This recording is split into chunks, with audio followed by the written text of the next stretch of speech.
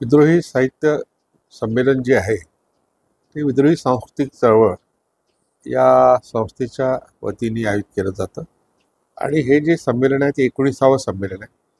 यापूर्वी 18वं संमेलन हे अमळनेर हे आपल्या जळगाव जिल्ह्यातल्या गावी झालं होतं आणि त्याआधी वर्धेला चंद्रकांत वानखडे जे शेतकरी संघटनेचे नेते होते आणि महात्मा गांधी यांच्या विचारावर आधारित त्यांची पुस्तकं प्रामुख्याने गांधी का मरत नाही हे प्रसिद्ध आहे. त्यानंतर अमळनेरला जे वासुदेव मुराटे, डॉक्टर वासुदेवराव मुराटे, ग्रामीण साहित्यामध्ये फार मोठं योगदान त्यांचं आहे आणि ते अध्यक्ष होते. आता ही दोन्ही व्यक्ती माझ्या जवळचीच आहेत, माझ्यापेक्षा वयाने मोठी आहेत.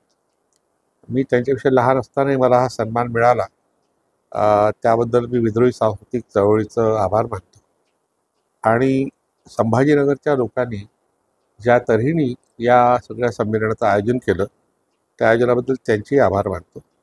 आता हा सत्काराचा सोहळा चालू आहे बऱ्याच ठिकाणी. त्याचा उद्देश एवढाच आहे की लोकांपर्यंत आपण पोहोचावं आणि विद्रोही सांस्कृतिक चळवळ कशी चालते किंवा ही जी साहित्य संमेलन होतात त्यामागचा हेतू कोणता आहे तो सांगावा. यासाठी मी गेल्या 4-5 दिवसापासून महाराष्ट्रभर फिरतो आहे आणि यानंतर आणखी 4-5 दिवस फिरणार आहे.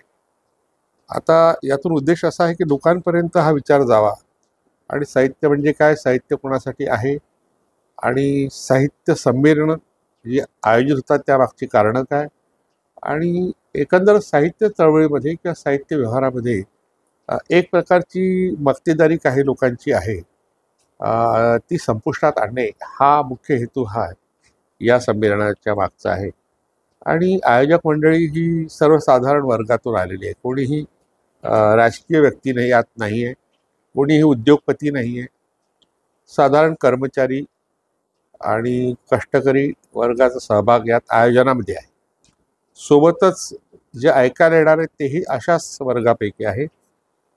सरकारची कोणत्याही प्रकारची मदत न घेता हे संमेलन सर्वसामान्यांच्या सहभागाने साजरं होणार आहे आणि यातून एक क्रांतिकारक विचार जो सर्वसामान्यांचा आहे तो मांडला जाणार आहे. या हेतूने आपल्यापर्यंत मी आलो आहे. आपणाला काही शंका असतील, काही प्रश्न असतील तर आपण विचारू शकता. मी माझ्या परीने त्याची उत्तरं देण्याचा प्रयत्न करीन. हां,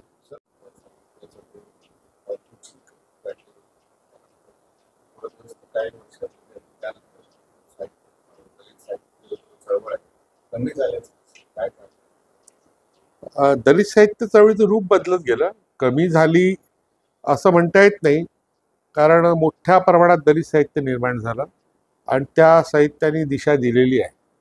आता नामदेव ढसाळींनी जो धक्का दिला तो जोरकस धक्का होता. तो मराठी भाषेला सुद्धा होता आणि सत्तारूढ लोकांना सुद्धा होता आणि जे प्रस्थापित साहित्यिक आहेत त्यांनाही होता. आता त्यानंतर सुद्धा प्रस्थापितांचा जोर काही कमी झालेला नाही. तुमच्या तक्रारीमध्ये तुमचा जो प्रश्न आहे त्यामधून एक सूचित होतं की दलित साहित्य ज्याप्रमाणे वाढायला पाहिजे होतं तेवढं वाढलं नाही, पण ते प्रगल्भ झालं आहे. म्हणजे नामदेव ढसाळ्यांनी सुरुवात केली पण आता ते खूप प्रगल्भ झालं आहे आणि त्याची प्रेरणा दलित साहित्याची प्रामुख्याने डॉक्टर बाबासाहेब आंबेडकर आहेत. आंबेडकरी चळवळ ही जनसामान्यामध्ये पोचली आहे, साहित्य निर्माण झालेलं आहे आणि परिवर्तनाचा जो गाडा होता तो पुढे नेला गेला आहे. त्यामुळे आपण ते थांबला आहे असं काही समजण्याचं काही कारण नाही.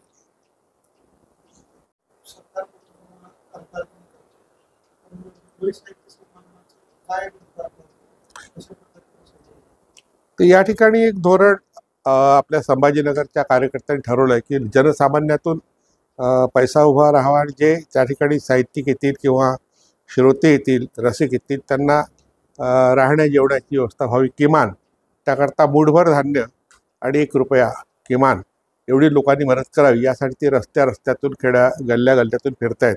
दुकानदाराकडून, लोकवस्तीमधून, सर्व प्रकारच्या लोकांकडून ते रक्कम घेत आहेत आणि आनंदाची गोष्ट ही आहे की लोक स्वेच्छेने त्यांना पैसे देत आहेत.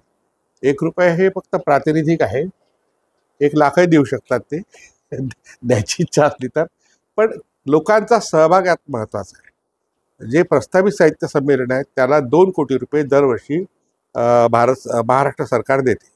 आता यावर्षी मराठी भाषेला अभिजात भाषेचा दर्जा मिळाल्यामुळे ती संख्या 4 कोटीपर्यंत जाऊ शकते आणि प्रधानमंत्री त्याचं उद्घाटन करत असल्यामुळे ती किती कोटी उड्डाणं घेईल हे काही सांगता येत नाही. त्यासाठी महाराष्ट्र सरकारने एक अधिकारी नेमलेला आहे आणि भारत सरकारने सुद्धा अधिकारी नेमलेला आहे, कारण प्रधानमंत्री असल्यामुळे ते जे सरकारी संमेलन झालेलं आहे त्याच्याकरता त्यांनी रेल्वेच्या गाड्या बुक केलेल्या आहेत आणि महाराष्ट्रभर त्यांनी अनेक प्रकारची जिल्हा पातळीवरची संमेलनं घेणं सुरू केलं आहे सरकारी पैशातून. सगळा सरकारी पैसा म्हणजे आपलाच पैसा आहे, आपल्या टॅक्समधून उभा राहिलेला पैसा, म्हणजे आपल्या पैशाची उधळपट्टी अशा रीतीने चालू आहे. आणि दिल्लीला ते संमेलन घेत आहेत. दिल्लीला किती लोक जातील हा एक प्रश्न आहे. जे जातील ते खरंच साहित्यिक असतील काय दुसरा एक प्रश्न, आणि तिसरा त्यातून निष्पन्न काय होणार आहे. तर त्यामुळे ते संमेलन पूर्णतः सरकारी ज्या योजना आहेत ते सरकार ज्या पक्षाचं आहे त्याची बाजू घेणारं संमेलन ते राहणार आहे. आणि आपण इथून सरकारचा पैसा घेतलेला नाही. कोणत्याही राजकीय नेत्याला या ठिकाणी स्थान नाही आहे, मंचावर स्थान राहणार नाही. कुठेही राजकीय पक्षाची सुद्धा मदत घेतली नाही. हे जनसामान्यांचं संमेलन आहे.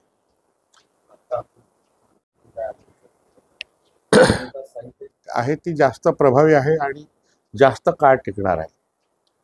दोन्ही गोष्टी होत आहेत. छापील स्वरूपात सुद्धा साहित्य निर्माण होते आहे आणि ह्या 40-50 वर्षांमध्ये मोठ्या प्रमाणात लेखक वर्ग तयार झाला आहे आणि जे साधारण लोक होते ते वितरक झाले आहेत.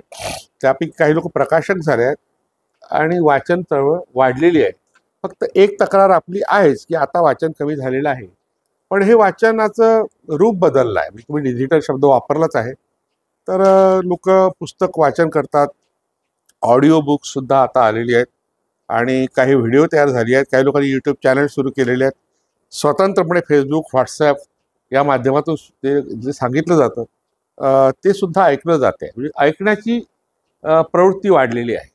वाचनाची प्रवृत्ती कमी झाली आहे हे वास्तव आहे, कारण लोकांकडे वेळ तेवढा नाही आहे. म्हणजे जो वर्ग जसा कष्टकरी वर्ग सकाळी 6 वाजता निघतो घरातून, संध्याकाळी 6 वाजता परत तो 12 तास तो कामात राहतो, तसंच आता कॉर्पोरेट सेक्टर असेल किंवा IT सेक्टरमधला वर्ग असेल, कर्मचारी वर्ग असेल, तो व्यस्त राहतो, त्याला वेळ मिळत नाही. पण तो बसल्या बसल्या जेवढा वेळ मिळेल तेवढा ऐकत राहतो. तसं आता धार्मिक लोक, श्रद्धाळू लोक कानावर पडलं की पुण्य मिळतं या श्रद्धेने ऐकत राहतो. तसा हा वर्ग ऐकत राहतो, हा आमचा अनुभव आहे. त्यामुळे वाचनाचं स्वरूप बदललं आहे, पण वाचन काही संपलेलं नाही.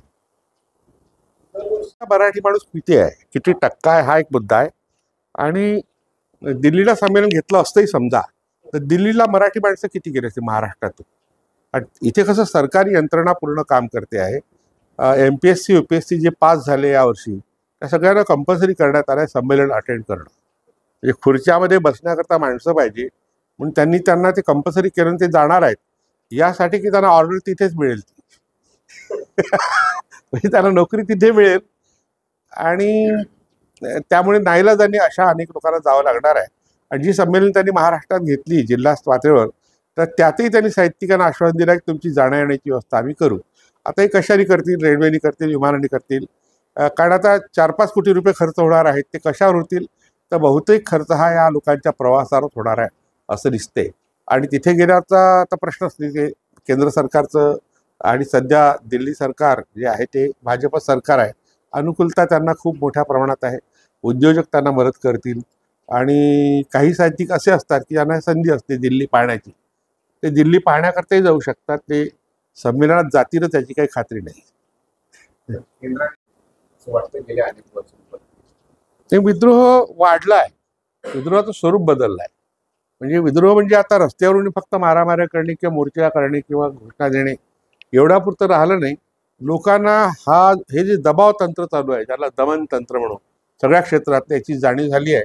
आणि जे स्वाभिमानी साहित्यिक आहे, की आपण सर्व साहित्यिकाबद्दल नाही बोलत, कारण बहुतेक साहित्यिकांना कसं एखादं पद पाहिजे असते, सरकारी पद पाहिजे असते, काही पदव्या सरकार देत असते तेही पाहिजे असते, काही पुरस्कार देत असते तेही पाहिजे असते, आणि सगळ्यात महत्त्वाची गोष्ट पैसा पाहिजे असतो. पद, पदव्या, पुरस्कार आणि पैसा या 4 चौकडीमध्ये साहित्यिक आता सध्या अडकले आहेत. आणि स्वाभिमान हा जो एक अतिशय दुर्मिळ भाग आहे तो फार कमी लोकांच्या वाट्याला असतो. तर जे स्वाभिमान शून्य लोक आहेत ते त्या ठिकाणी सरकार शरण होत आहेत, ते आपल्याला दिसत आहेत मोठ्या प्रमाणात. त्यामुळे असं वाटतं विद्रोहाचा आवाज दबलेला आहे असा एक समज होऊ शकतो. स्वाभाविक तुमचा प्रश्न फारच महत्त्वाचा आहे. पण विद्रोह हा कसा असतो, जे काही लोक अन्याय सहन करतात, अन्याय सहन करू शकत नाही असा एक वर्ग असतो, तो विद्रोह आपल्या परीने करत असतो. नकार देणे हा विद्रोहाचा एक भाग आहे, नाहीच जायचं तिथे. हा एक आता हे गेल्या 4-5 वर्षात आपण अनुभवलं असेल. ज्या ज्या ठिकाणी अखिल भारतीय मराठी साहित्य संमेलन झालं त्याच गावात विद्रोही साहित्य संमेलन झालं. आणि त्या ठिकाणी विद्रोही साहित्य संमेलनात प्रचंड गर्दी असायची लोकांची. पण ह्या प्रस्थापित साहित्य संमेलनात ज्यात कोट्यावधीची उधळपट्टी, तिथे लोकच गेले नाहीत. हा निर्णय लोकांनी घेतला आहे. याचा अर्थ विद्रोह सुरू झाला आहे. विद्रोहाचं एक स्वरूप नकार हे आहे. स्पष्टपणे त्यांना विरोध करणारे लोक आता कमी झाले ते मान्य आहे, पण जायचंच नाही त्या ठिकाणी, हा विद्रोहच आहे ना. लोकांनी न जाऊन आपलं मत व्यक्त केलेलं आहे. आणि मी जेवढी संमेलन अटेंड केली, विद्रोही संमेलन, तर अखिल भारतीय संमेलनामध्ये गेलो आहे, नाही असं नाही. कारण मी विदर्भ साहित्य संघाचा कार्यकारिणी सदस्य होतो, म्हणजे मी त्या सिस्टीमचा एक भाग होतो. 1986 मध्ये मी निवडून आलो आणि काही संमेलन अटेंड केली, काहीच्या आयोजनात माझा सहभाग होता. पण माझ्या असं लक्षात आलं की हे संमेलन जे आहे अखिल भारतीय किंवा विदर्भ साहित्य संघासारख्या संस्था ह्या फक्त एका विशिष्ट वर्गाची तळी उचलतात, प्रामुख्याने ब्राह्मण वर्गासाठीच राबतात. त्यांच्यावरच साहित्यिक असा समज निर्माण करतात आणि त्यामुळे इतरांवर अन्याय होत राहतो. दलित साहित्य चळवळ ही कधी त्यांच्या भरोशावर उभी राहिली नाही, सर्वसामान्यांच्या भरोशावर राहिली आहे. आदिवासी साहित्य चळवळ जी उभी राहिली ती सर्वसामान्य माणसांच्या भरोशावर. ग्रामीण साहित्य सुद्धा निर्माण झालं ते सुद्धा सर्वसामान्यांच्या भरोशावर. तर त्यामुळे प्रत्येक वेळी हा संताप व्यक्त झालेला आहे, नाही असं नाही. पण नंतर माझा संबंध जेव्हा मी 86 मध्ये त्याच्या विरोधात, नंतर 87 मध्ये माझं पुस्तक निघालं आहे, साहित्यातील जात्यंधांची झुंडशाही.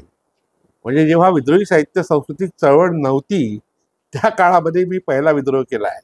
आणि त्यात सगळी जातीयता कशी चालते आणि विशिष्ट वर्गाची मिरासदारी कशी चालते याचा 5000 वर्षाचा इतिहास मी मांडला आहे. पुस्तक छोटंच आहे, 16, 17, 20 पानाचं. तुम्ही त्याला पुस्तिका म्हणाल, पण मी नाही म्हणणार. आणि पुस्तिका म्हटलं की स्त्रीलिंगी येते, पुस्तक म्हटलं की पुल्लिंग, म्हणजे स्त्री पुरुष भेद सुद्धा आपण पुस्तकामध्ये करतो. छोटी ती पुस्तिका, मोठं ते पुस्तक. छोटी ती प्रबंधिका, मोठा तो प्रबंध. छोटी ती पदविका, मोठी ती पदवी.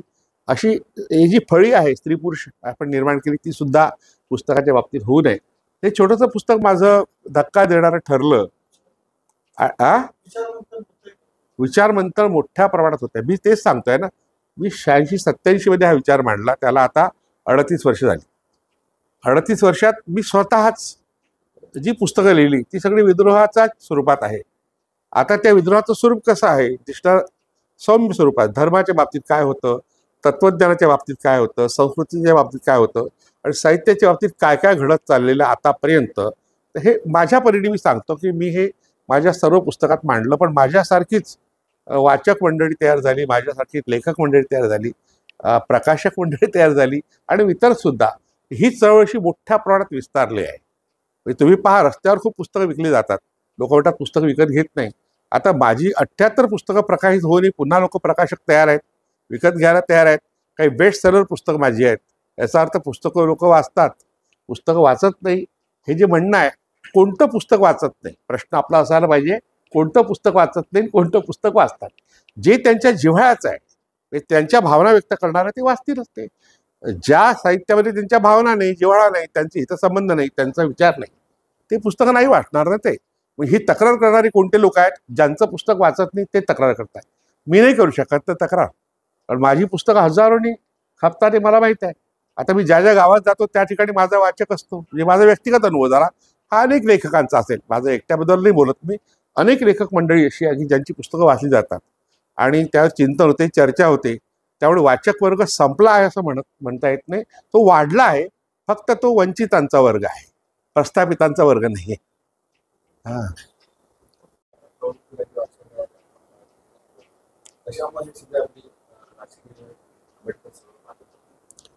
नाही, आता आंबेडकर चळवळ ही वैचारिक चळवळ आहेच. आपण दीक्षाभूमीवर जर गेलात तर प्रचंड गर्दी असते, तिथले लोक काही ओसरले नाहीत. किंवा जी काही दलित साहित्य संमेलन होतात किंवा त्याविषयी विचार म्हणतो, 14 एप्रिल असो की बुद्ध जयंती असो की विशेषतः शिवजयंती, आता शिवजयंती तोंडावरच आहे. मोठ्या प्रमाणात लोक शिवजयंती साजरी करतात आणि वक्ते मोठ्या प्रमाणात आता घराच्या बाहेर गेलेले आहेत. म्हणजे मला कालच एक वक्ता भेटला, तो मायक्रोबायोलॉजीचा प्राध्यापक होता. तो सर वर्षातून 40 व्याख्यानं मी देतो. म्हणजे नवीन तरुण वर्ग जो आहे तो व्याख्याता झालाय, तोच लेखक झालाय आणि त्याची पुस्तकं लोक विकत घेतात, वाचतात, तर पुढला वक्ता तयार होतो. म्हणजे ही साखळी तयार झालेली आहे. ती आंबेडकरी चळवळ फक्त दलितांपुरती सीमित राहिलेली नाही. मराठ्यांमध्ये सुद्धा मराठा सेवा संघाने ज्या तऱ्हेने काम केलं गेल्या 30 वर्षांमध्ये, तर त्यामध्ये सुद्धा बाबासाहेब आंबेडकरांचा विचार सांगणारा एक वर्ग तयार झाला. भगवान गौतम बुद्धाचा विचार सांगणारा वर्ग तयार झाला. महात्मा फुलेंचा विचार सांगणारा वर्ग तयार झाला. आदिवासींच्याही चळवळीतले लोक या अशा तऱ्हेने ह्या मंचावर येऊन आपापले विचार सांगतायत. त्यामुळे आता मी सगळीकडे सहभागी होत असल्यामुळे मला ते दिसतं त्यांची प्रसिद्धी फारशी होत नाही. प्रसारमाध्यमं ही आता तुम्हाला माहीत आहे, आता तुम्ही प्रसारमाध्यमातले, मी काही जास्त बोलण्यात अर्थ नाही. बहुतेक प्रसारमाध्यमे ही शासनाच्या द्वारे पुरस्कृत आहेत आणि काही उद्योगपतींच्या द्वारे पुरस्कृत आहेत. त्यामुळे उद्योगपतींना जे हवं आहे किंवा शासनाला जे हवं आहे तेच फक्त लोकांसमोर मांडलं जातं आणि त्यामुळे हा आवाज दबला आहे असा भास निर्माण होतो. आवाज दबलेला नाही आहे. लोक आपापल्या परीने बोलतायत, लिहित आहेत. नाही, आता हा प्रश्न बरोबर आहे की जे वास्तव आहे ते आपल्याला स्वीकारावं लागेल. धर्मांध प्रवृत्तीचा प्रभाव वाढला आहे. आता धर्मांध म्हणजे नेमकं काय? तर धर्मांध म्हणजे जे ब्राह्मणी प्रवृत्तीचे लोक आहेत. आपण थोडं स्पष्ट सांगायचं, धर्म प्रत्येकाचाच आहे. आता आपण ज्या परिसरात बोलतोय त्या भागात लिंगायत लोक मोठ्या प्रमाणात, आणि लिंगायत लोकांचं जे आदरणीय स्थान आहे, प्रेरणास्थान आहे, ते महात्मा बसवण्णा आहे. बसवण्णा यांचं नाव आता आपण घेतो, त्यांची फोटो घराघरात आहे, मूर्त्या आहेत. बसवण्णा काही सत्ताधीश नव्हते. बसवण्णा प्रधान होते, सत्तेतले एक सहभागी होते. पण ज्या बिज्जलाच्या विरुद्धाने विद्रोह केला त्या काळात 900 वर्षांपूर्वी, तेव्हा त्यांच्यासोबत खूप मोठ्या प्रमाणात लोक होते. त्यातले काही मारले गेले. गणाचार्यांनी आपल्या परीने केला संघर्ष आणि बिज्जलही मारला गेला. पण आता आपण बिज्जलाचं नाव घेतो का? सत्ताधीश होता तो. जे कल्याण गाव आहे ते बसवांच्या नावाने ओळखलं जातं. बसव कल्याण म्हणतो आपण, बिज्जल कल्याण म्हणत नाही.